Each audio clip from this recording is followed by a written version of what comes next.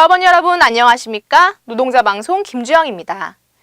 이번 주까지 4차에 걸친 18년 단체 교섭이 이어지고 있습니다.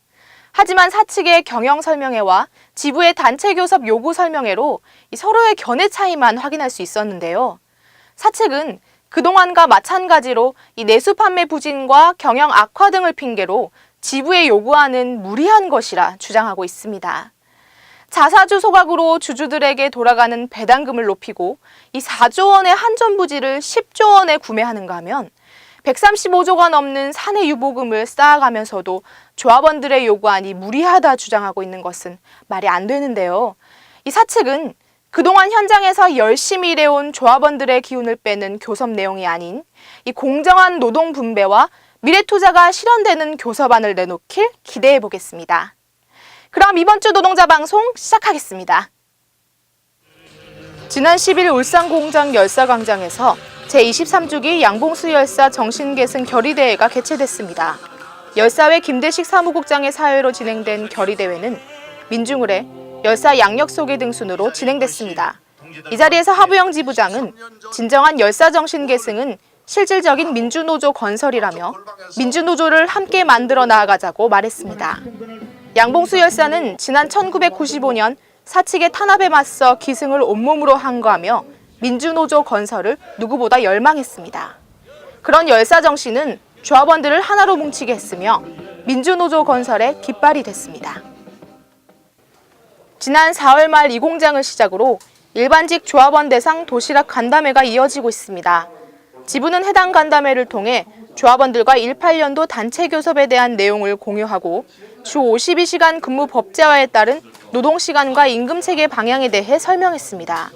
질의응답 시간에서 조합원들은 사측의 지속적인 경영위기와 임금 동결 주장에 대해 이를 반박해 나갈 집행부의 전략적 방안을 촉구하며 사측에 적극적으로 대응하는 노조 활동을 당부했습니다.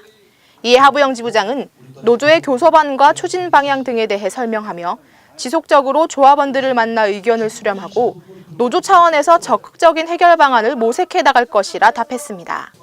한편 4월 말부터 시작된 일반직 조합원 대상 간담회는 오는 5월 말까지 진행될 예정입니다.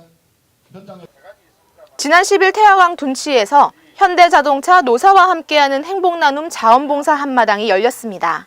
이날 행사에는 박두영 부지부장, 지부 사회연대위원 및 임직원 800여 명이 참석했으며 각종 체험 부스, 전시 등 다양한 봉사활동들이 펼쳐졌습니다. 특히 홈가드닝 키트 포장에는 노사가 참여하여 1,500여 개의 키트 포장 활동을 함께 했습니다. 이번 노사 공동 대규모 봉사활동은 2017년 단체교섭 별도 합의서 내용 중 사회공헌기금 확대 관련 사항에 명시된 것으로서 지난 3월에 이어 올해 두 번째로 개최된 행사입니다.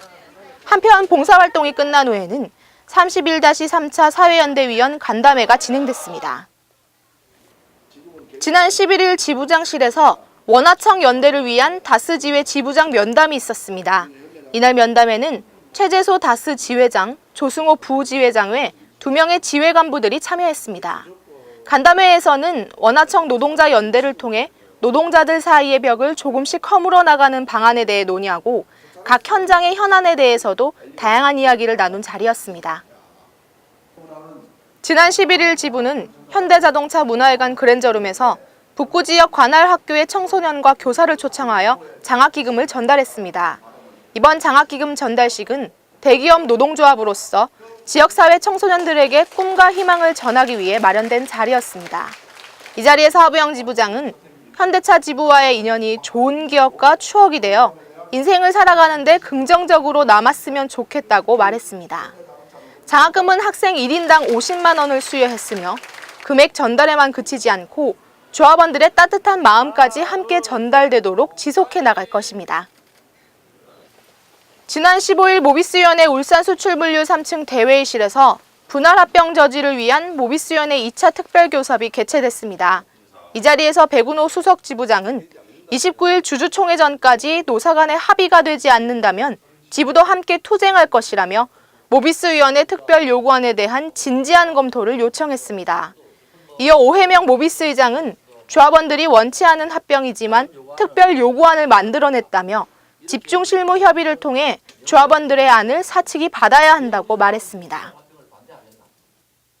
6.13 지방선거의 각 지역 후보자들이 가려지고 본격적인 선거운동이 곧 시작될 것입니다.